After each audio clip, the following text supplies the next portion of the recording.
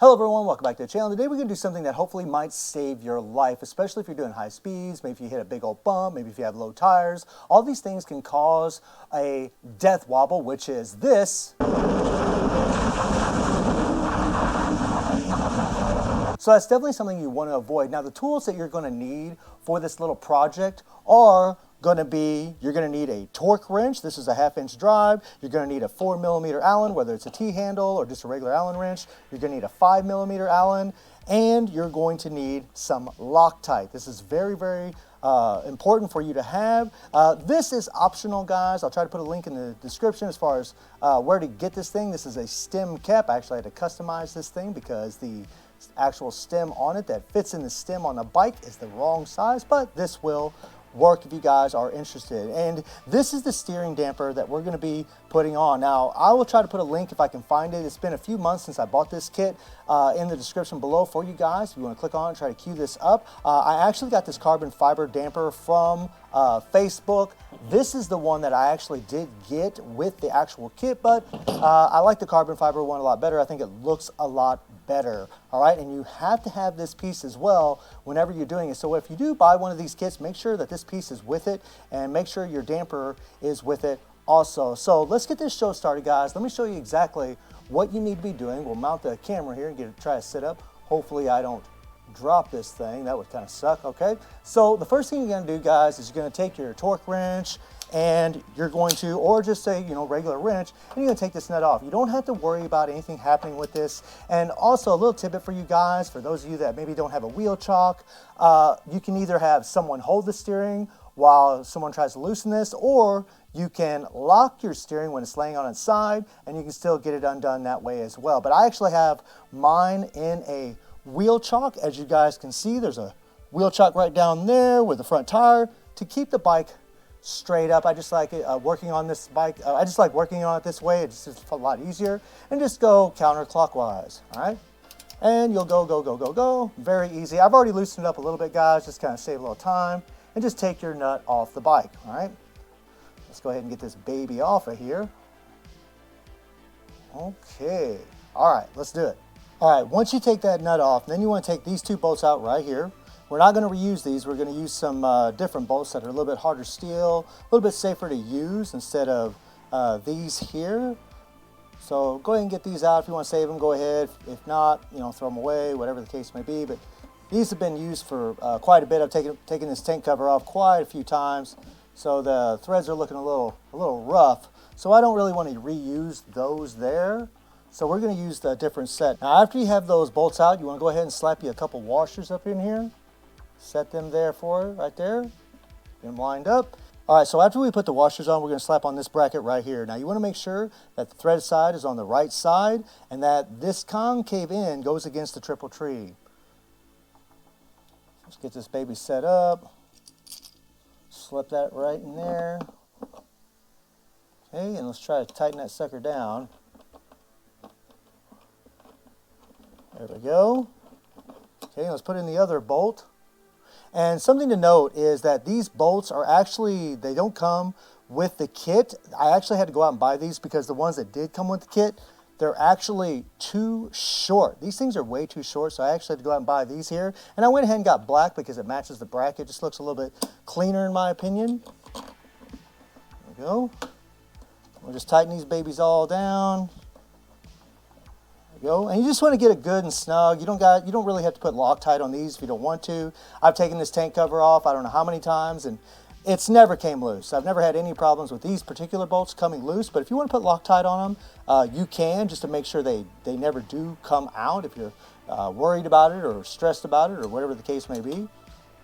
All right, let's make sure these are good and snug. There we go. Now the next thing you want to do is you want to put this clamp on this bracket. This particular screw is going to bolt right into here. And let me show you guys how you want to do this.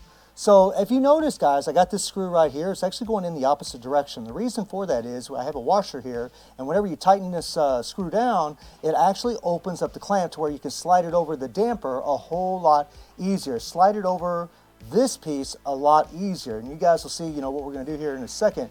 But you want to make sure before you put this baby on that bracket I just showed you, that you take the O-ring that comes with the kit Let me get my finger in here.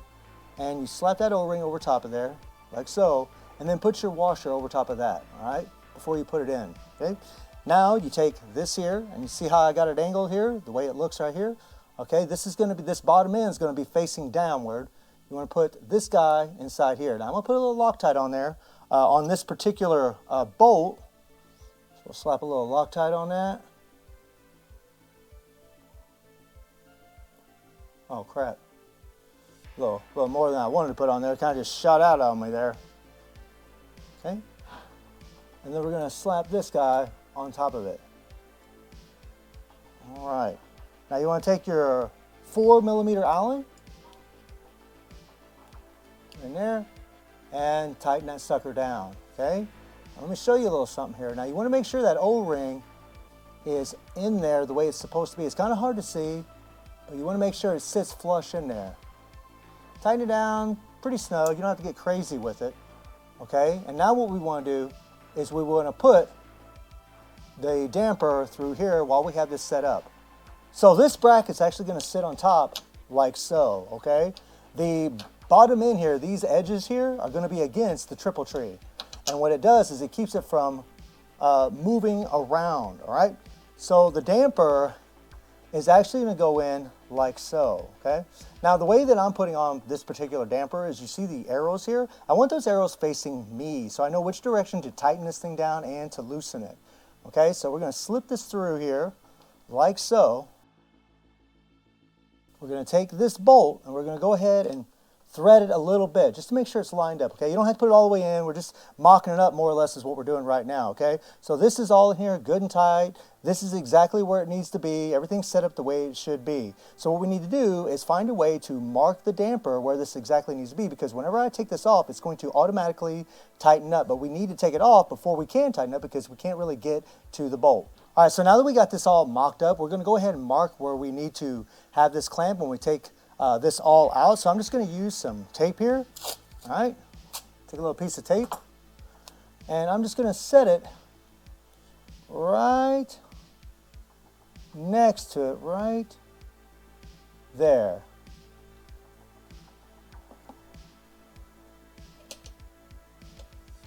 There we go, there we go. Okay, let's go ahead and take this off. Take that bolt out of there. And then pull this assembly off.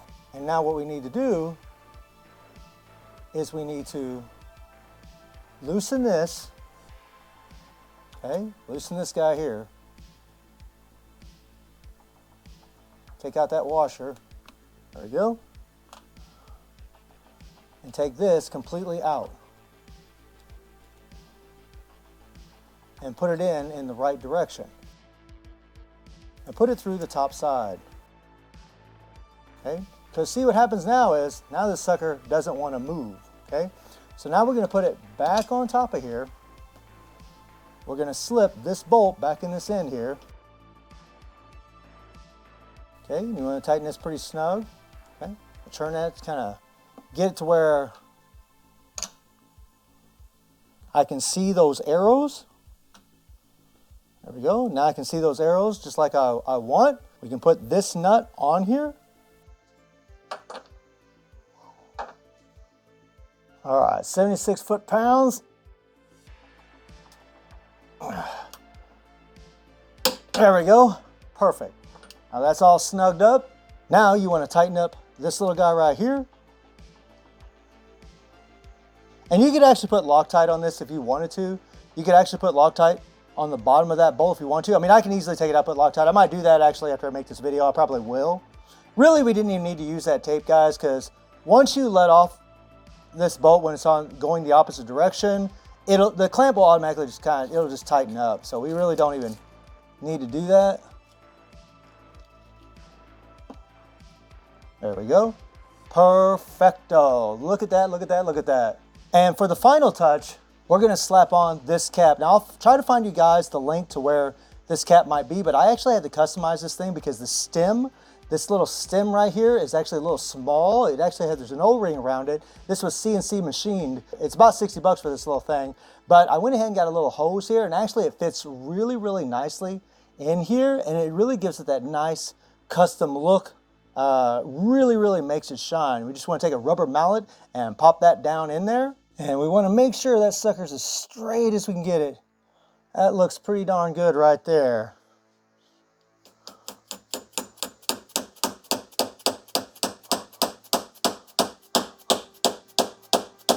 And booyah, look at that. Fits beautifully. That sucker isn't going anywhere. Oh yeah.